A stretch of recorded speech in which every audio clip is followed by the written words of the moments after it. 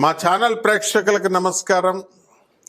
ఓం వసుదేవసుతం దేవం కంసచాణూరమర్దనం దేవకీ పరమానందం కృష్ణం వందే జగద్గురుం. కృష్ణం వందే జగద్గురుం, అర్జునం వందే జగదేక వీరం.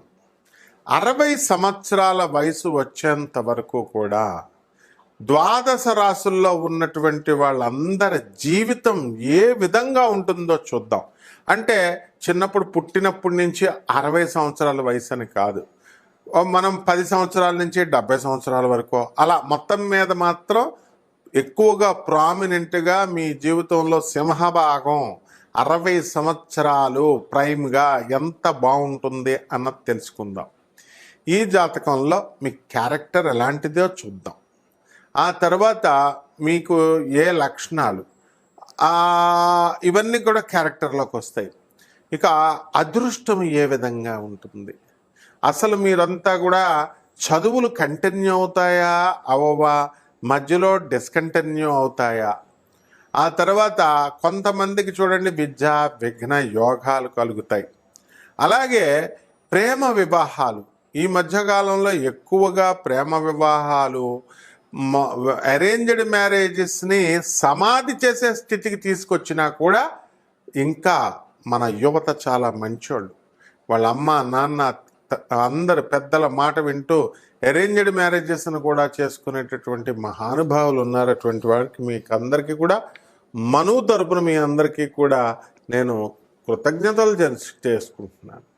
ఇకపోతే కోర్టు కేసుల చుట్టూ తిరుగుతూ ఉంటారా, లేకపోతే పోలీస్ స్టేషన్ల చుట్టూ తిరుగుతూ ఉంటారా, మీ చుట్టాలతో మీతో నటిస్తూ వాళ్ళు మీతో కొనసాగుతూ ఉంటారా, లేదా మీ చుట్టాల దగ్గర మీరే నటిస్తూ వాళ్ళని మభ్యపెట్టుకుంటూ మొత్తం ముందుకెళ్తూ ఉంటారా? నటన కదండి, కలియుగం కదా అంతా నటన. అందువలన ఆ కాలంలో పాప అమాయకులైన ఎన్టీ రామారావు గారు, నాగేశ్వరరావు గారు యాక్టింగ్లు చేసేవారు స్క్రీన్ మీద. ఇప్పుడు ఏకంగా ప్రతి ఒక్కళ్ళు కూడా ఎన్టీఆర్ని మించిపోయారు, ఏఎన్ఆర్ని మించిపోయారు. కాబట్టి ఈ యొక్క రాశుల వారికి అందరికీ కూడా మరి అందమైన భార్య వస్తుందా, లేకపోతే దంచే భార్య వస్తుందా, ఇలాంటివన్నీ కూడా మనం ఈ వీడియోలో మనం తెలుసుకుందాం. ఆ తర్వాత ఉద్యోగం చేస్తారా, మీరు వ్యాపారాలు చేస్తారా, లేకపోతే రైతులు అవుతారా, అందులో పెళ్ళిళ్ళు అవుతాయా, అసలు పెళ్ళిళ్ళు అయితే జీవిత భాగస్వామి మనతో పాటు చివరి వరకు ఉంటుందా, లేకపోతే మధ్యలోనే డమాలు అవుతారా అటో ఇటో కానీ, లేకపోతే డైవర్స్ ఇచ్చి పడేస్తారా? ఎందుకంటే పురోహితులను చూడండి, పాపం మాకు అవ్వడం లేదండి వివాహాలు, పంతులంటే ఎవరో పెళ్ళిళ్ళు ఇవ్వట్లేదండి అంటున్నారు. మరి ఈ రకంగా నాకు 38 సంవత్సరాలు వచ్చినటువంటి చిన్న పిల్లగాడినండి నేను, బాలాకుమారుణ్ణి అంటారు. మరి 38 సంవత్సరాలకు వచ్చినా సరే తప్పండి బాబు, పంతులు గారులకి పిల్లల్ని ఇవ్వండి. తర్వాత ఈ యొక్క రైతులకు కూడా వివాహాలు ఈ మధ్యకాలంలో ఇవ్వట్లేదు. అందరూ ఎన్ఆర్ఐలు, అందరూ సాఫ్ట్వేర్ ఇంజనీర్లు, అందరూ డాక్టర్లు అనుకుంటే మిగతా వాళ్ళు ఏమైపోవాలా? మగవాళ్ళు ఉసురు తగిలేస్తుందమ్మా మీ అందరికీ కూడా. కాబట్టి అన్ని వృత్తుల్లో ఉన్నటువంటి వాళ్ళకు కూడా మనం చేయొచ్చు. క్యారెక్టర్ ముఖ్యం అమ్మా. ముఖ్యంగా ఈ ఫారెన్ వాటికి మ్యాచ్లకు వెళ్ళేటటువంటి వాళ్ళకి మనకి షీ టీం ఎప్పుడూ పెడుతుంది. ఎవ్వరు ఏ ఎస్పీ వచ్చినా కూడా ఐపీఎస్ ఆఫీసర్లు దేవతలు వాళ్ళ మాట మీరు వినాలా. మా షికాగోయల్ మేడం బోర్డే పెట్టించింది ఏకంగా, ఒరే బాబు నాయన సరిగ్గా ఎంక్వైరీ చేసుకుని వెళ్ళండి, ఫారెన్ మోజులో మీరు పిల్లల్ని ఇచ్చేయడం కాదు, ఎంక్వైరీ ఫుల్గా చేయండి అని. మనం పోలీస్ వ్యవస్థ, అలాగే ఆనరబుల్ జడ్జెస్ వ్యవస్థ, లాయర్లు లేకపోతే అసలు మనకు వివాహాలు అనేటటువంటివి నిలబడవు. వాళ్ళు చెప్పినట్టుగా వినాలి మనం. అదేవిధంగా మనకి యాక్సిడెంట్లు అవుతాయా, అసలు చివరి దశల్లో మనం ఎలా పోతాం, ఏమైనా రోగాలు వస్తాయా, వస్తే ఏ రకాల రోగాలు వస్తాయి? రోజు బిర్యానీ తర్వాత చికెను ఇలాంటివన్నీ తిన్నా కూడా మనం 120 సంవత్సరాలు బతకాలనుకుంటాం, 20 సంవత్సరాల ఎక్స్టెన్షన్. ఎందుకంటే బర్గర్లు, పిజ్జాలు, చికెన్ బిర్యానీలు, మటన్ బిర్యానీల కోసం అలా చేస్తామా? అలాగే మన దోషాలన్నీ కూడా పోవాలంటే అందరూ చెప్తున్నారు కదా యూట్యూబ్ నిండా, దేవాలయాలకు వెళ్ళండి, దేవాలయాలకు వెళ్ళండి, దేవాలయాలకు వెళ్ళండి. దేవాలయాలకి వెళితే దేవుడికి వేసేది 10 రూపాయలు, ఖర్చు శుభ్రంగా ఫ్లైట్లలో వెళ్ళొస్తున్నారు, ట్రైన్స్లో వెళ్ళొస్తున్నారు. మీరు పేదవాళ్ళకి ఏం చేస్తున్నారు? జుట్టు ఇస్తున్నారు, అంతే, బొచ్చిస్తున్నారు. వెంకటేశ్వర స్వామికి జుట్టు ఏమన్నా మొక్కుకుంటూ బిల్డప్ అనమాట. అబ్బో మేము మొక్కుకున్నామండి, ఏదో వెంకటేశ్వర స్వామికి ఏదో కలిసి వచ్చినట్టు.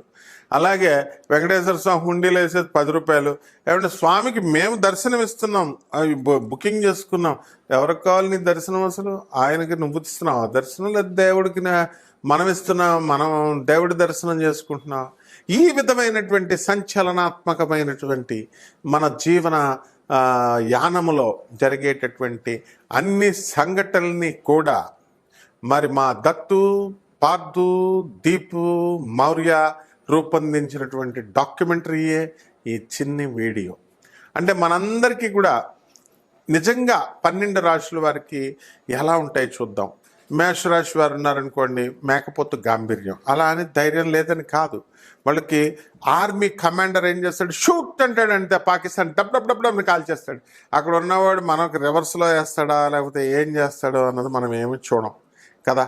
కాబట్టి బ్రెయిన్తో కంటే కూడా మేషరాశి వాళ్ళు ఎలా ఫైట్ చేస్తారంటే యాక్షన్, వాళ్ళ తల్లిదండ్రులు ఇచ్చేటటువంటి ఇది. ఆ విధంగా ఒక ఎగ్జాంపుల్గా 12 రాశులు మనం తెలుసుకుందాం. ఏ రాశి వారికి ఆ రాశి. కీప్ వాచింగ్ మా వీడియోస్ చూస్తూ ఉండండి, షేర్ చేయండి, లైక్ చేయండి, అండ్ మీరు కామెంట్స్ కూడా చేసుకోవచ్చు. కామెంట్స్ ఆఫ్ అయినా ఏం పర్లేదు బ్రదర్, ఎందుకంటే మీకు భయపడి యూట్యూబ్ వాడు పెట్టే మీ ఎంత అభిమానులు అంటే మాకు ఒకే రోజున 1000 కామెంట్లు పెట్టారు. మీ అందరికీ నమస్కారం నాయన. కాబట్టి వాళ్ళు కామెంట్ బాక్సే బద్దలైపోతుందని చెప్పి మా వాళ్ళు ఆఫ్ చేశారనమాట. కాబట్టి అందరూ కూడా మీరంతా చక్కగా మీరు బాగుపడాలన్నదే నా కోరిక. 12 రాశులకి వారికి విడివిడిగా ఏ రాశి వారికి ఏమన్నా ఈ సంవత్సరం అంతా జాతకం ఎలా ఉందో చెప్పుకుందాం.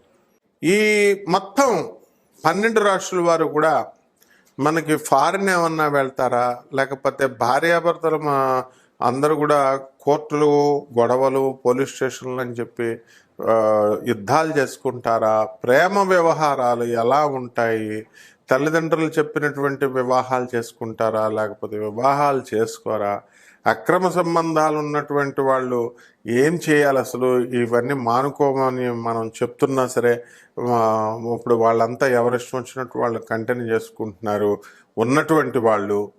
అటువంటి ఎప్పుడు కూడా క్షేమకరం కాదు, అవన్నీ వదిలేసుకోవాలా. మరి అలాగే సంతానం దగ్గరికి వచ్చేసరికి సంతాన విషయంలో మరి అనేకమైనటువంటి స్టెప్స్ తిరుగుతున్నారు వీళ్ళు. సంతానం లేకపోవడం వల్ల ఏం చేస్తున్నారు, వేరే ఫెర్టిలిటీ సెంటర్స్ తిరుగుతున్నారు. ఆ ఊర్లో ఆ మందు ఇస్తున్నారని, ఆయుర్వేదం మందు, ఈ మందులో ఇస్తున్నారని చెప్పేసి వాళ్ళు దానికి సర్టిఫికేషన్ లేనటువంటి వైద్యులకి సర్టిఫికేషన్ లేనటువంటి వైద్యాన్ని చేసుకొని మొన్న కరోనా టైంలో ఎక్కువ మంది చనిపోయింది ఫెర్టిలిటీ కోసం. మందులు, ఆకులు, అలములు, మేకల్లాగా అవన్నీ నవిలేటటువంటి వాళ్ళు. కాబట్టి కామక్రోధాలు ఎలా ఉంటాయి వీళ్ళకి, బంధువులతో వీళ్ళందరూ కూడా ప్రవర్తన ఎలా ఉంటుంది, ఇవన్నీ కూడా మనము ఈ 12 రాశుల్లో మనం తెలుసుకుందాం. ముఖ్యంగా ఈ యొక్క ఏలినాటి శని జరుగుతున్నటువంటి రాశులు మేషరాశి, మరి అలాగే కుంభరాశి, మీనరాశి. ఈ ఏలినాటి శని సమయంలో వీళ్ళందరికీ కూడా బాగుండలేదు పరిస్థితి అని మనకు అర్థమవుతోంది. కాబట్టి దీనికి మొట్టమొదట ఇప్పుడు కొత్తగా వచ్చినటువంటి ఈ యొక్క మేషరాశికి ఏలినాటి శని వచ్చేటప్పుడు ఏ రకంగా ఉంటుంది, మరి అలాగే పోయేటప్పుడు ఏ రకంగా ఉంటుంది, మధ్యలో ఉన్నటువంటి కుంభరాశి వారికి ఏ విధంగా ఉంటుంది, ఇవన్నీ కూడా మనం ఈ యొక్క వీడియోలో మనం డిస్కస్ చేసుకుందాం. అలాగే ఇళ్ళు, గృహయోగాలు, వాహన యోగాలు, అలాగే ఇవన్నీ కూడా మనం చూసుకోవాల్సినటువంటి అవసరం ఉంది. మరి నిజ జీవితంలో మనకి సంవత్సరంలో యాక్సిడెంట్లు అవుతాయా, యాక్సిడెంట్లు కావా, దేవాలయాలకు వెళుతూ కూడా చాలామందికి యాక్సిడెంట్లు అయినటువంటి వాళ్ళు ఉన్నారు.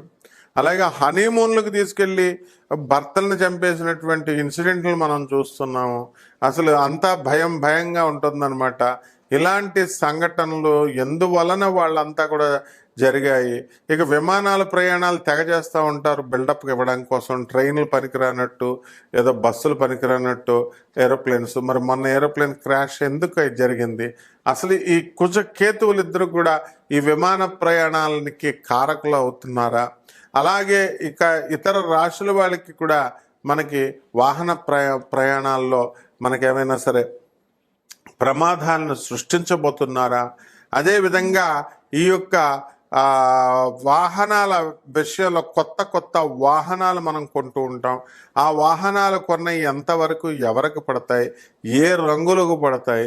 అలాగే వివాహం కానిటువంటి పెళ్లి కాని ప్రసాదులు చాలామంది ఉన్నారు. అటువంటి వాళ్ళకి వివాహాలు అవుతాయా, అసలు అవ్వవా?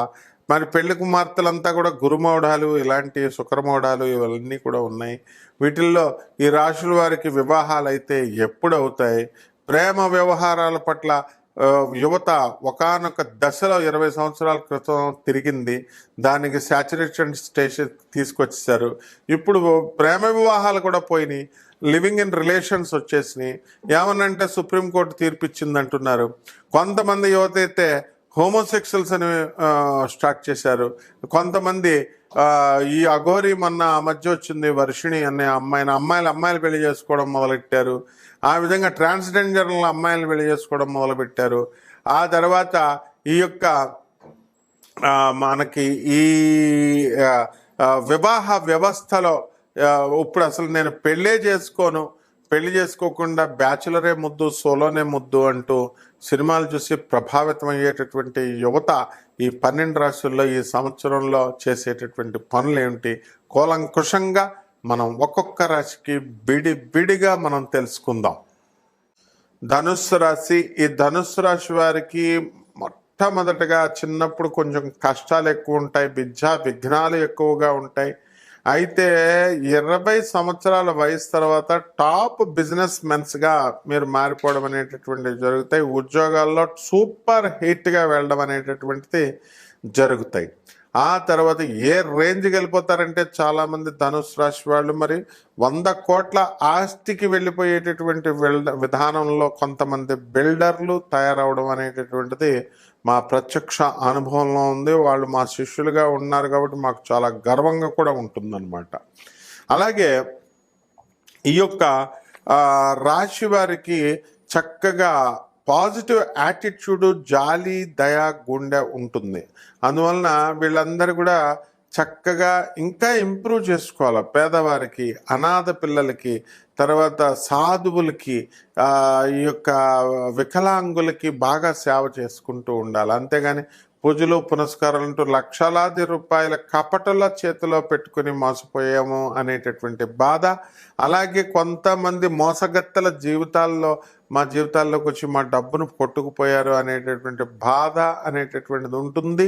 కొంతమందికి ఈ యొక్క ఆడవాళ్ళతో కొంచెం మీరు క్యారెక్టర్ లేని ఆడవాళ్ళతో కొంచెం దూరంగా ఉండండి. ఎందుకంటే ఎక్కువగా ధనుసు రాశి వాళ్ళే లవ్ మ్యారేజెస్ అవడానికి అవకాశాలు ఉంటాయి, ఎలోప్మెంట్స్ అవడానికి అవకాశాలు ఉంటాయి. కాబట్టి కేర్ఫుల్గా ఉండండి. ధైర్య సాహసాలు మీకు ఎక్కువ కాబట్టి డేరింగ్ స్టెప్స్ వేయకుండా మిమ్మల్ని ఎప్పటికప్పుడు కంట్రోల్ చేసుకుంటూ ఉండాలా. యాక్సిడెంట్లు అయ్యేటటువంటి అవకాశాలు ఉంటాయి. యూరిన్ నుంచి బ్లడ్ పడిపోయేటటువంటి ఈ మర్మాంగాలకు సంబంధించినటువంటి వెనీరియల్ డిసీజెస్, ఈ యొక్క యూరిన్ ఇలాంటివన్నీ కూడా డిసీజెస్ రావడానికి అవకాశాలు ఉంటాయి. ఇకపోతే మీ జీవితంలో మీరంతా కూడా అనుకున్న పనులు అనుకున్నట్లు సాధించే దిశగా మీరు 60 సంవత్సరాలు మీ మెయిన్ జీవితంలో మీరు ఎన్నో సాధిస్తారు. ఇక కొన్ని పరిహారాలు, రూపాయి లేకుండా పరిహారాలన్నీ కూడా మనం చెప్పడం జరిగింది. వాటిని పాటించండి. చక్కగా ధర్మాన్ని మీదే నిలబడండి. గంజి తాగినా సరే ధర్మం అని. గొప్పవాళ్ళు వాళ్ళకి డబ్బులు వస్తున్నాయి కదండి అని అంటే వాళ్ళని వదిలేసేయండి. ఎవరైతే ఈ విధానంలో వెళ్తారో వాళ్ళందరికీ కూడా జగద్గురువులైనటువంటి శ్రీకృష్ణ పరమాత్మల వారి ఆశీస్సులు మనకు వస్తాయి. పరిహారాలు కొన్ని రకాలుగా మనం పైసలతో, లక్షలతో ఖర్చు పెట్టేటటువంటి పరిహారం మీరు చేసుకోవాల్సిన అవసరం లేదు. అనాథ పిల్లలకి వాళ్ళకి సేవలు చేసుకుని వాళ్ళకి దానాలు చేసుకుంటే అక్కడికే మీ కర్మ 75% తొలగిపోతుంది. ఇక మిగతాది ఏంటంటే మీరు అర్జున వారిని జగదేక వీరుడుగా ఊరికినే అనం. ఆయన సాక్షాత్తు కృష్ణుడి అంశ. కాబట్టి అర్జునం ఆ, వందే అర్జునం వందే జగదేక వీరం అని అంటాం. కాబట్టి జమ్మి చెట్టు చుట్టూ ప్రదక్షిణాలు చేసుకుంటూ 108 ఓం పార్థాయ నమః అంటూ పార్థుని తలుచుకోండి. అదేవిధంగా ఈ యొక్క రావి చెట్టు చుట్టూ తిరుగుతూ ఓం శనేశ్వరాయ నమః అంటూ శనేశ్వరుని తలుచుకోండి. అదేవిధంగా జమ్మి చెట్టు దగ్గరికి వెళ్ళి అర్జునుని తలుచుకున్నారు కదా, ఇక ఓం దత్తాయ నమః, ఓం దత్తు అని చెప్తూ ఓం దత్తాత్రేయాయ నమః అంటూ మేడి చెట్టు చుట్టూ ప్రదక్షిణాలు చేయండి.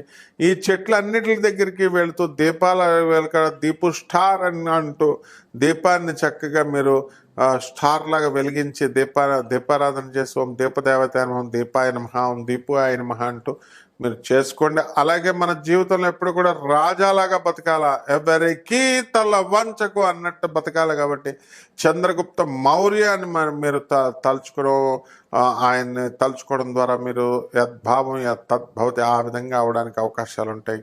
శుభమస్తు.